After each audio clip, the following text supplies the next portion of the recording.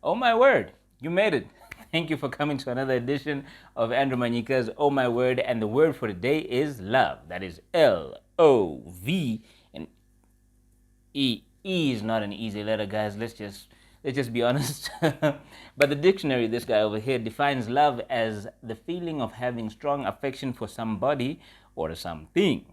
I personally, being a poet, would like to define love, especially in this season of Valentine's, as falling in love is the process of turning a stranger into everything. Used in a context, there's so many different contexts. I love ice cream. I love my wife.